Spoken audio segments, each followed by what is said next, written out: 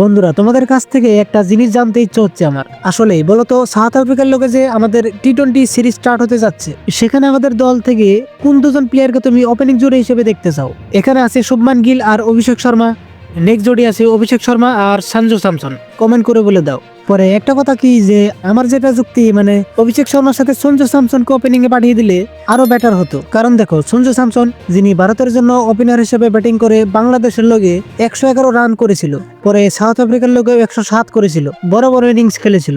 আরো ম্যাচ আছে ছোট দলের সঙ্গে, যেমনি জিম্বাবুয়ে, আয়ারল্যান্ড, এদের সঙ্গে ভালো পারফর্ম করেছিল। কিন্তু এখন শুভমান গিল ওপেনিং এ খেলার পর সঞ্জুর ব্যাটিং পজিশনটা উল্টাপাল্টা হয়ে যাওয়ায় না আছে তার সেই আগের পারফরমেন্স, আর না আছে আমাদের টিমের সেই বড় বড় স্কোর। পরে এটা নিয়ে বর্তমান সূর্যকুমার যাদব শুভমান গিলকে সাপোর্ট করে অনেক কথাই বললেন। সূর্যকুমার যাদব বলেন যে শুভমান গিল ওপেনিং এ ব্যাটিং করার যোগ্য।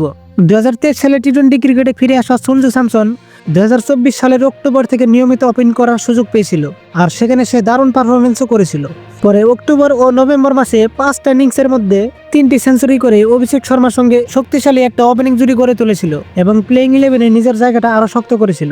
কিন্তু এই 2025 সালের এশিয়া কাপ দলে শুভমান গিলের নাম ঘোষণা হওয়ার পর সঞ্জু স্যামসনকে ওপেনিং পজিশন ছাড়তে হয়। এদিকে জুলাই 2024 পর্যন্ত টি-20 আই দলে কন্টিনিউ খেলে থাকা গিল এরপর 1 বছরও বেশি সময় টি-20 আইতে খেলেনি, কারণ তিনি ওডিআই আর টেস্ট ক্রিকেটে বেশি মনোযোগ দিচ্ছিলেন।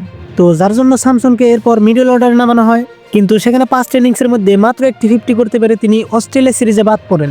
তো অবশেষে সূর্যকুমার যাদব বলেন যে যখন সে প্রথম দলে আসে সে উপরের দিকে ব্যাট করত। এখন ব্যাপারটা হলো যে ওপেনার ছাড়া বাকিদের খুবই ফ্লেক্সিবল হতে হবে।